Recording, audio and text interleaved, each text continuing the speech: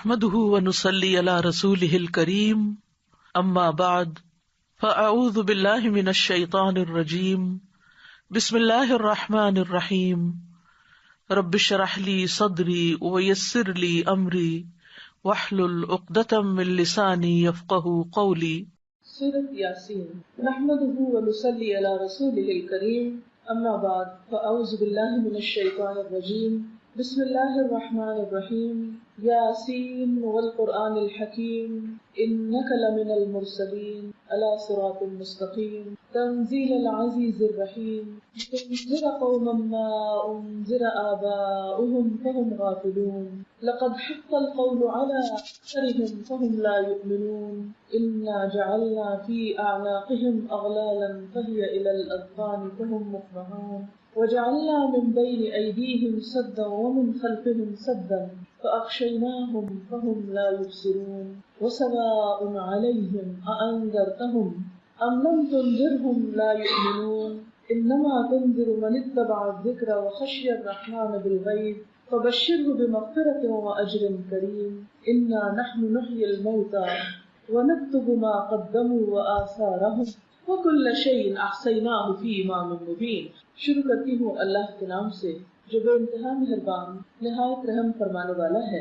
یاسین قسم ہے قرآن حکیم کی، تم یقیناً رسولوں میں سے ہو، سیدھے راستے پر ہو، اور یہ قرآن غالب اور رحم کرنے والی ہستی کا نازل کیا ہوا ہے تاکہ تم خبردار کرو ایک ایسی قوم کو جس کے باپ دادا خبردار نہ کیے گئے تھے اور اس وجہ سے وہ غفلت میں پڑے ہوئے ہیں۔ ان میں سے اکثر لوگ فیصلہ عذاب کے مستحق ہو چکے ہیں، اسی لیے وہ ایمان نہیں لاتے۔ ہم نے ان کی گردنوں میں توق ڈال دیے ہیں جن سے وہ تھوڑیوں تک جکڑے گئے ہیں، اس لیے وہ سر اٹھائے کھڑے ہیں۔ ہم نے ایک دیوار ان کے آگے کھڑی کر دی ہے اور ایک دیوار ان کے پیچھے، ہم نے انہیں ڈھانپ دیا ہے، وہ کچھ نہیں سوچتا، ان کے لیے برابر ہے، ہاں تم انہیں خبردار کرو یا نہ کرو، وہ نہیں مانیں گے۔ تم تو اسی شخص کو خبردار کر سکتے ہو جو نصیحت کی پیروی کرے اور دن دن خدائے رحمان سے ڈرے، اسے مغفرت اور اجر کریم کی بشارت دے دو۔ ہم یقیناً ایک روز مردوں کو زندہ کرنے والے ہیں، جو کچھ کام انہوں نے کیے ہیں وہ سب ہم لکھتے جا رہے ہیں، اور جو کچھ آثار انہوں نے اپنے پیچھے چھوڑے ہیں وہ بھی ہم لکھ رہے ہیں۔ ہر چیز کو ہم نے ایک کھلی کتاب میں درج کر رکھا ہے۔ یہ سورۃ یاسین کا پہلا رکوع تھا جو میں نے آپ کے سامنے پڑھا، اور اس کا ترجمہ بھی آپ نے سنا۔ سورۃ یاسین شاید قرآن پاک کی وہ واحد سورت ہے جس کو ہم اپنی زندگی میں بہت زیادہ پڑھتے ہیں۔ سورۃ فاتحہ ایکسیپشنل کیس ہے، چونکہ وہ نمازوں میں پڑھتے ہیں اور اس کا پڑھنا لازم ہے، اس لیے اس کو تو زیادہ پڑھا ہی جاتا ہے، لیکن اس کے علاوہ عام روزمرہ زندگی میں ہم سورۃ یاسین کو بہت زیادہ اپنے مطالعے میں لاتے ہیں۔ سورۃ یاسین قرآن پاک کے اندر اپنے معنی کے اعتبار سے، اپنے سبجیکٹ کے اعتبار سے ایک بہت اہم مقام رکھتی ہے۔ اس کا نام یاسین حروف مقطعات پر مشتمل ہے، اور جیسا کہ آپ جانتے ہیں کہ یہ لکھے تو اکٹھے جاتے ہیں لیکن پڑھے الگ الگ جاتے ہیں۔ یا سین دو حروف کا مرکب ہے۔ بعض لوگوں نے اس کا معنی بتانے کی کوشش کی ہے، تو یا عربی میں اے کو کہتے ہیں، جیسے ہم کہتے ہیں یا اللہ، تو اس کا مطلب ہوتا ہے اے اللہ، تو یا کا مطلب ہے اے، اور سین کا مطلب ہے سید، سردار، اور اس سے مراد نبی صلی اللہ علیہ وسلم ہے۔ یا بعض لوگوں نے کہا کہ نہیں، اس سے مراد، سین سے مراد انسان ہے، اے انسان، یعنی اس صورت میں انسان کو مخاطب کیا گیا ہے۔ تو یاسین اے انسان والقرآن الحکیم، قسم ہے قرآن حکیم کی، قرآن کی قسم کھائی جا رہی ہے، اور صرف قرآن کی نہیں بلکہ قرآن کی صفت بھی ساتھ شامل ہے۔ کون سی صفت؟ کہ یہ ایک حکمت والی کتاب ہے، یعنی قرآن کے اندر جو مضامین آئے ہیں، جو باتیں کہی گئی ہیں، جو چیزیں بتائی گئی ہیں، ان میں سے ایک ایک چیز بہت حکمت سے بھری ہوئی ہے، بہت فائدے کی ہے، بہت عقل مندی کی باتیں ہیں، اور قرآن کے اندر پایا جانے والا یہ وزڈم اس بات کی گواہی دیتا ہے کہ یہ کتاب اللہ کی طرف سے ہے، اور محمد رسول اللہ صلی اللہ علیہ وسلم کے رسول ہونے پر ایک دلیل ہے۔ آپ جانتے ہیں کہ نبی صلی اللہ علیہ وسلم مکہ میں 40 سال تک رہے اور لوگوں کے ساتھ میل ملاقات رہی۔ اس 40 سال کے عرصے میں کبھی بھی آپ نے کوئی ایک بھی ایسی آیت یا ایسی بات زبان سے نہیں نکالی۔ یکایک 40 سال کے بعد آپ نے ایسا کلام سنانا شروع کیا جو اس سے پہلے کبھی کسی کی اپروچ میں ہی نہیں تھا، کبھی کسی نے اس کے بارے میں سوچا ہی نہیں تھا کہ نہ یہ شعر ہے اور نہ یہ نثر ہے. اگر آپ اس کو ایک پروز کہیں تو یہ پروز پہ پورا نہیں اترتا، اور اگر آپ اس کو شعر کہیں تو یہ پراپر جس طرح شعر ہوتے ہیں وہ بھی نہیں. تو لوگ اس بات پر حیران بھی تھے، پریشان بھی تھے کہ یہ کیا چیز ہے. لیکن دوسری طرف وہ حضور اکرم صلی اللہ علیہ وسلم کو نبی ماننے کے لیے بھی تیار نہ تھے. وہ یہ کہتے تھے کہ ایک شخص جو ہم ہی میں سے ہے، ہم کیسے مان لیں کہ ایک فرشتہ اس کے پاس آتا ہے اور وہ اللہ کا نبی ہو گیا ہے. اور اس میں کچھ ان کی انا بھی شامل تھی، تکبر بھی شامل تھا. ظاہر ہے کسی کو نبی ماننا اس کی بڑائی کو ماننا ہے، اور کسی دوسرے انسان کی بڑائی کو مان لینا یہ انسان کی اپنی شکست کو بعض اوقات تسلیم کرنے کے برابر ہوتا ہے.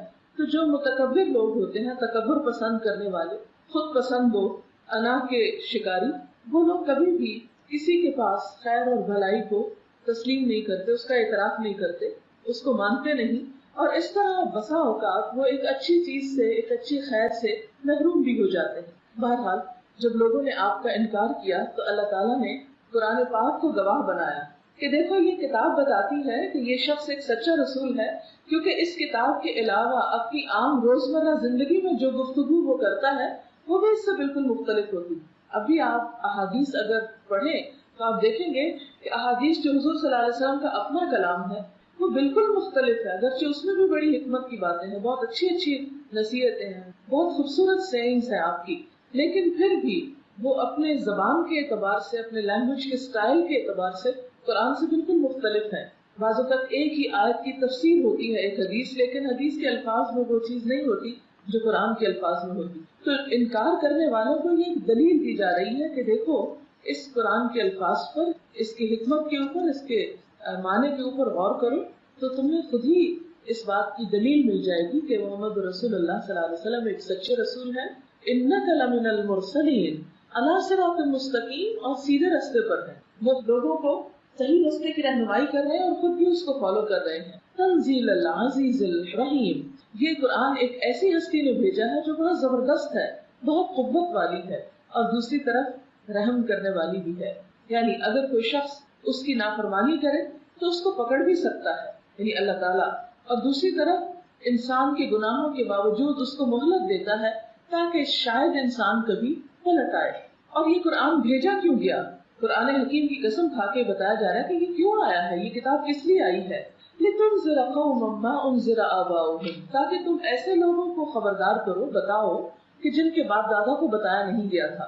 اور آپ دیکھیں کہ ہر جنریشن میں یہ بات کتنی سچی ہے کہ تم اس جنریشن کو اس کتاب کی طرف لاؤ، کیونکہ ان کے آباء و اجداد اس سے دور رہے، لہٰذا وہ ہدایت سے بہت دور ہو گئے. فہم غافلون، تو وہ غفلت میں پڑ گئے. تو اس سے یہ پتہ چلتا ہے کہ اسلام کسی وراثت کا نام نہیں. مسلمان ہونا صرف ورثے میں نہیں ملا کرتا. کسی کے گھر پیدا ہو جانے سے کوئی شخص صرف مسلمان نہیں بن جایا کرتا. مسلمان بننے کے لیے ہر شخص کو انڈیویجول ایفرٹ کی ضرورت ہے. ہر شخص کو ڈائریکٹ اپنے رب کے اپروچ کی ضرورت ہے، اپنے رب کے ساتھ ایک تعلق کی ضرورت ہے. کوئی شخص یہ نہیں کہہ سکتا کہ میرے ماں باپ چونکہ بہت نیک انسان تھے اس لیے میں بھی نیک ہوں.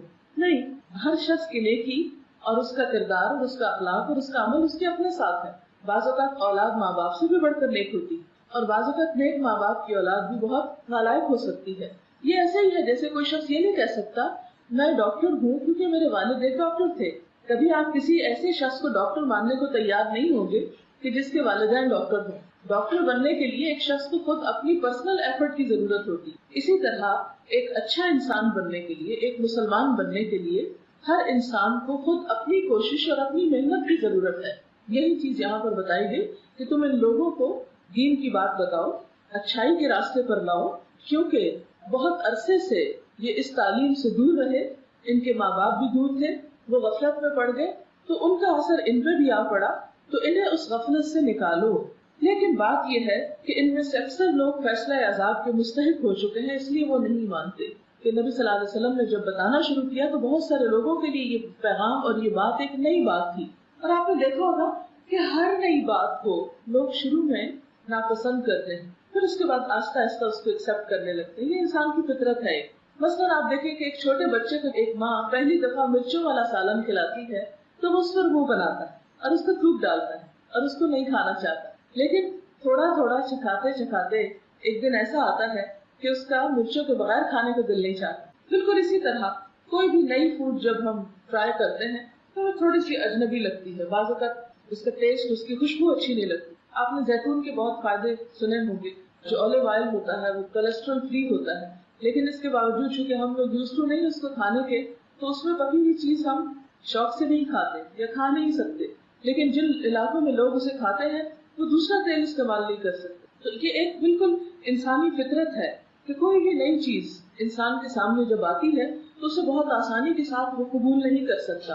اس لیے اللہ تعالیٰ فرماتے ہیں کہ تم ان کو خبردار کرو. اور ان میں سے بہت سارے لوگ جو ہیں وہ اس پیغام کو نہیں بھی مانیں گے. اور اس کی ایک اور وجہ یہ ہوتی ہے کہ انسان کسی چیز کو کیوں نہیں مانتا. ایک وجہ تو یہ کہ نئی چیز ہے، اسے ایکسپٹ کرنے میں دیر لگ گئی. لیکن آپ دیکھیں گے کہ جن لوگوں کے دل کھلے ہوتے ہیں وہ نئی چیز کو بھی آہستہ آہستہ، جو براڈ مائنڈیڈ لوگ ہوتے ہیں، آہستہ آہستہ ایکسپٹ کر لیتے. اور جس کے ذہن میں وسعت ہوتی ہے اتنی جلدی اس کو ایکسپٹ کرتے. کچھ لوگ ایسے ہوتے ہیں کہ جن کو بات سمجھ میں بھی آ جاتی ہے لیکن اپنی تنگ نظری کی وجہ سے، اپنے دل کی گھٹن کی وجہ سے، اپنی کوتاہ نظری کی وجہ سے وہ اس کو ایکسپٹ نہیں کرتے. یہاں ایسے ہی لوگوں کی بات کی گئی کہ وہ اپنی دنیا میں جینا چاہتے ہیں، اپنی مرضی کے مطابق زندگی بسر کرنا چاہتے ہیں. اس لیے نبی اکرم صلی اللہ علیہ وسلم جو کچھ ان کو دے رہے ہیں وہ نہیں مانیں گے. اِنَّا جَعَلْنَا فِي أَعْنَاقِهِمْ أَغْلَالًا، ہم نے ان کی گردنوں میں طوق ڈال دیے. طوق کہتے ہیں اس کڑے کو جو پرانے زمانے میں قیدیوں کی سزا کے لیے گردن میں جکڑ دیا جاتا تھا، جس کی وجہ سے وہ موو نہیں کر سکتے. اور آپ دیکھیں کہ اگر تھوڑی دیر کے لیے بھی آپ اگر گردن کو موو نہ کریں تو ایک بہت تکلیف دہ چیز ہو جاتی. فرمایا یہ سمبل ہے، طوق ایک سمبل ہے گردن کو اکڑانے کا. اور گردن کو اکڑانا سمبل ہے کس کا؟ تکبر کا. فرمایا کہ ان کے تکبر کی وجہ سے یہ لوگ حق کو نہیں مانتے. تکبر کیا ہے؟ کہ میں زیادہ اچھا ہوں، میں زیادہ عقل مند ہوں، میں زیادہ جانتا ہوں، میں زیادہ بہتر ہوں. جیسے کہ شیطان کو اللہ تعالیٰ نے حکم دیا تھا کہ انسان کو سجدہ کرو. شیطان نے کیا کیا؟ کہا انا خیر منہ، میں اس سے بہتر ہوں. خلقتنی من نار وخلقتہ من طین، مجھے تو نے آگ سے پیدا کیا، اس کو مٹی سے پیدا کیا، میں زیادہ اچھا ہوں، میں اس کے آگے کیوں جھکوں. لہٰذا اس کا یہ انکار اس کے تکبر کی وجہ سے تھا. اسی لیے جو لوگ دنیا میں تکبر کا شکار ہوتے ہیں، اپنے آپ کو بڑی چیز سمجھتے ہیں، وہ اللہ کی بات پر توجہ بھی نہیں دیتے، اسے سننا ہی نہیں چاہتے اور سن کر اس پر عمل بھی نہیں کرنا چاہتے. کیونکہ بسا اوقات تکبر کی وجہ سے وہ قبول نہیں کرتے، اور بسا اوقات اس لیے قبول نہیں کرتے کہ پھر اسے قبول کر کے انہیں اپنی کچھ عادتوں کو چھوڑنا پڑتا. اور وہ سمجھتے ہیں کہ ان چیزوں کو چھوڑنے سے ان کی وہ شان و شوکت میں شاید کچھ کمی آ جائے، اس لیے وہ بات ماننے سے انکار کرتے ہیں. پھر فرمایا وَجَعَلْنَا مِن بَيْنِ أَيْدِيهِمْ سَدًّا، ہم نے ایک دیوار ان کے آگے کھڑی کر دی. وَمِن خَلْفِهِمْ سَدًّا، ایک دیوار ان کے پیچھے ہے. فَأَغْشَيْنَاهُمْ، اوپر سے بھی ڈھانپ دیا ہے. فَهُمْ لَا يُبْصِرُونَ، وہ دیکھ ہی نہیں سکتے. یعنی جب ایک شخص اپنے آپ کو بڑی چیز سمجھنے لگتا ہے تو پھر اس تکبر کی وجہ سے اللہ تعالیٰ اس کو ایک سزا دیتے. اور وہ سزا کیا ہوتی ہے کہ اس کو حق بات سمجھنے کی توفیق نہیں دیتے. اور اس کو اس سے تشبیہ دی گئی کہ جیسے کسی شخص کے آگے بھی دیوار ہے. مثلاً اس وقت ہم ایک کمرے میں بیٹھے ہوئے ہیں، ہمارے سامنے بھی دیوار ہے، ہمارے پیچھے بھی دیوار ہے، اور ہمارے سر پہ بھی چھت ہے. لہٰذا ہم اس کمرے سے باہر کچھ نہیں دیکھ سکتے. بالکل تکبر کرنے والا شخص اپنی ذات اور انا کے خول میں اس طرح بند ہو جاتا ہے کہ وہ نہ آگے دیکھ سکتا ہے نہ پیچھے دیکھ سکتا ہے، نہ اسے اپنے مستقبل کی کوئی فکر ہوتی ہے اور نہ اپنے ماضی سے کوئی سبق لیتا ہے. اور اوپر سے بھی ڈھانکے ہوئے کہ اللہ کی طرف اس کا کوئی دھیان نہیں ہوتا، توجہ نہیں ہوتی، رجحان نہیں ہوتا، تعلق نہیں ہوتا. لہٰذا ان کو کوئی بات بھی سمجھ نہیں آتی، ان کو فائدہ ہی نہیں ہوتا. پھر فرمایا وَسَوَاءٌ عَلَيْهِمْ، ان کے لیے برابر ہے، ایسے لوگوں کے لیے برابر ہے. کیا؟ أَأَنذَرْتَهُمْ، خواہ تم ان کو ڈراؤ، أَمْ لَمْ تُنذِرْهُمْ، یا نہ ڈراؤ، لَا يُؤْمِنُونَ، وہ نہیں مانیں گے. یعنی آپ ان کو کوئی نصیحت کریں یا نہ کریں، خبردار کریں یا نہ کریں، کوئی ڈر والی آیت سنائیں یا نہ سنائیں، وہ سب سنی انسنی کر دیتے ہیں، ان کو کچھ سمجھ نہیں آتی. یہ بالکل ایسے ہی جیسے اس کمرے کے باہر اگر کوئی چیخ چلا رہا ہو، پکار رہا ہو، تو ہمیں کچھ پتہ نہیں چلے گا کہ کوئی رو رہا ہے. اس چھت پہ اس وقت کوئی رو رہا ہو، چلا رہا ہو، ہمیں تو کچھ خبر نہیں کہ کیا ہو رہا ہے، کیونکہ ہم تو اس کے اندر بند ہیں. تو بالکل اسی طرح متکبر شخص جب اپنی ذات کے خول میں بند ہوتا ہے تو اللہ تعالیٰ اس پہ ہدایت کے دروازے بند کر دیتے ہیں، اور پھر ان پر کوئی نصیحت کی بات اثر کرتی ہی نہیں، اس لیے کہ وہ ہر وقت اپنے خیالوں، اپنی ہی دنیا اور اپنی ہی آپ میں رہتے ہیں. اس لیے حق کی بات، ہدایت کی بات ان کے دلوں تک نہیں پہنچتی.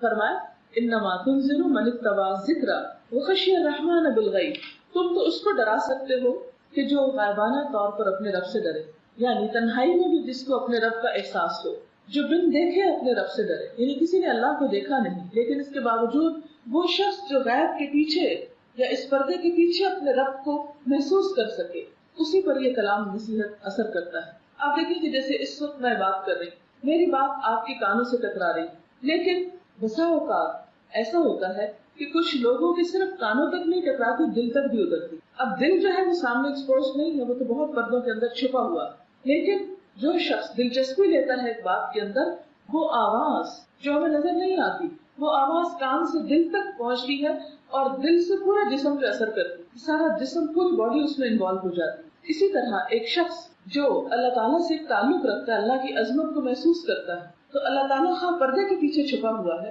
لیکن وہ اس کے پریزنس کو فیل کر سکتا ہے، یہ اس کے اپنے احساسات کی بات ہے۔ تو جو اس قابل ہو کہ پردے کے پیچھے ذات کو محسوس کر سکے، پھر وہ اس کی بات کو بھی اپنے اندر ایبزارب کر سکتا ہے۔ ایسے لوگوں کے لیے جزا کیا ہے؟ فَبَشِّرْهُ بِمَغْفِرَةٍ، آپ انہیں بخشش کی خوشخبری دیں کہ اللہ تعالیٰ ان کے گناہوں کو معاف فرما دیں گے، وہ اجر کریم، اور بہت باعزت اجر کی، یعنی انہیں جزا ملے گی، انعام ملے گا لیکن بہت عزت کے ساتھ۔ اِنَّا نَحْنُ نُحْيِي الْمَوْتَى، بے شک ہم زندہ کریں گے مردوں کو، وَنَكْتُبُ مَا قَدَّمُوا، اور ہم لکھ رہے ہیں جو وہ آگے بھیجتے ہیں، وَآثَارَهُمْ، اور ان کے آثار، وَكُلَّ شَيْءٍ أَحْصَيْنَاهُ فِي إِمَامٍ مُبِينٍ، اور ہر چیز کو ہم نے ایک کھلی کتاب میں لکھ رکھا ہے۔ یہاں پر انسان کو ایک بہت بڑی حقیقت کی طرف توجہ دلائی گئی، اور وہ حقیقت کیا ہے کہ اے انسان، اس بات کو کبھی نہ بھولنا کہ تجھے مرنے کے بعد پھر زندہ ہونا، سونے کے بعد پھر جاگنا، ایک بہت بڑی حقیقت ہے جس کا ہم ہر روز مشاہدہ کرتے ہیں، ہر روز ہم خود ایکسپیرینس کرتے ہیں کہ ہم دن کے کام کاج کے بعد تھک جاتے ہیں، پھر ہم سو جاتے ہیں۔ سونے کے بعد ہم سن نہیں سکتے، دیکھ نہیں سکتے، کچھ